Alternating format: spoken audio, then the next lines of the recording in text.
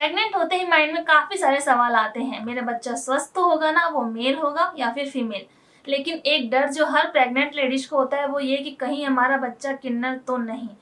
पेट में बच्चा किन्नर बनता कैसे है वो भी मैं आपको बताएंगी, और आप ये कैसे जान सकते हैं कि आपके पेट में जो बच्चा है वो किन्नर है या नहीं, और यदि है तो ऐसे में आपके पास क्या तरीका है, क्या सुझाव है मेरा आपके लिए, वो भी मैं आपको बताने वाली हूँ। तो वीडियो में कुछ भी नॉलेजेबल लगे तो वीडियो को लाइक और चैनल को सब्सक्राइब जरूर कर देना। आइए वीडियो को स्टार्ट करते हैं। सबसे पहले हम ये जानते हैं कि हमारे पेट में बच्चा किन्नर बनता आखिर कैसे है।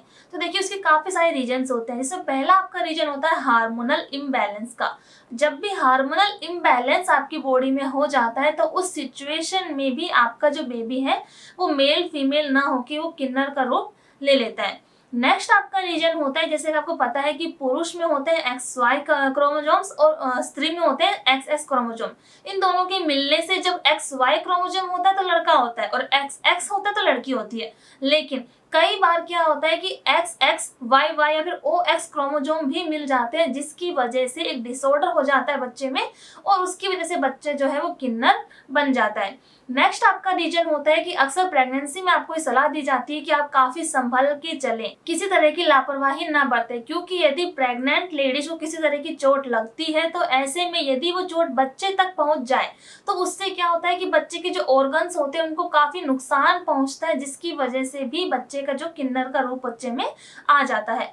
नेक्स्ट आपका रीजन होता है यदि स्टार्टिंग के 3 मंथ में माँ को फीवर हो जाए और ऐसे में वो बिना डॉक्टरी सलाह की कोई हाई डोज की दवाई खा ले, तो ऐसे में क्या होता है कि माँ के जो दवाई खाने से बच्चे के जो ऑर्गन्स होते हैं उनको बहुत ज़्यादा नुकसान पहुंचता है। इसलिए आपको ये एडवाइस भी दी जाती है कि बिना डॉक्टरी सलाह के कोई भी दवाई नहीं खाना चाहिए आपको।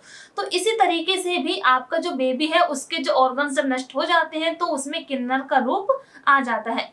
नेक्स्ट आपका रीजन होता है यदि प्रेगनेंसी में लेडीज को टॉक्सिक फूड, केमिकल वाले फूड या फिर पेस्टिसाइड जिनमें ज्यादा हो वो वाले फूड महिला को खिलाए जाए तो ऐसे में भी बच्चे के किन्नर होने के चांसेस काफी ज्यादा बढ़ जाते हैं। नेक्स्ट आपका रीजन होता है यदि आपको कोई ऐसी बीमारी हो गई हो जिसकी वजह से बेबी के ऑर्गन नष्ट हो जाते हैं तो ऐसे में भी बच्चे के किन्नर होने के चांसेस बढ़ जाते हैं। प्लस जेनेटिक डिसऑर्डर यदि होता है तो ऐसे में भी बच्चे के चांसेस काफी ज्यादा बढ़ जाते हैं किन्नर होने के।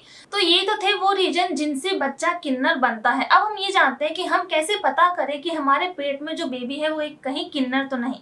तो देखिए अब साइंस काफी ज्यादा एडवांस हो गई है और अब हम इजीली पता चल सकता है कि हमारे पेट में जो बेबी है वो एकदम सही से विकसित हो रहा है। तो उसके लिए क्या होता है कि आपके 20वें हफ्ते में डॉक्टर आपको हमेशा एक सोनोग्राफी के लिए रिकमेंड करते होंगे। आप सोनोग्राफी करवाने जब जाते हैं तो आपके यूट्रस के अंदर एक झिल्ली होती है, इसे एमनियोटिक सैक कहा जाता है। तो उसके अंदर झांक के देखा जाता है, इसे एमनियोटिक सैक टॉक्सिक कहते हैं।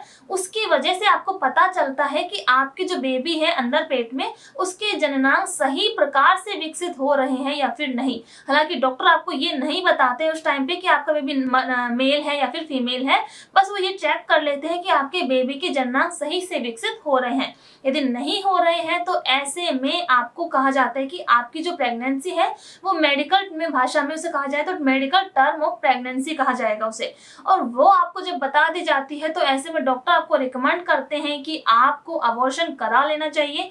पहले जो अबॉर्शन का जो टाइम था इंडिया में वो 20वें हफ्ते तक था, लेकिन अब इस सिचुएशन को देखते हुए आपका जो अबॉर्शन का टाइम है वो भी 24वें हफ्ते तक कर दिया गया है।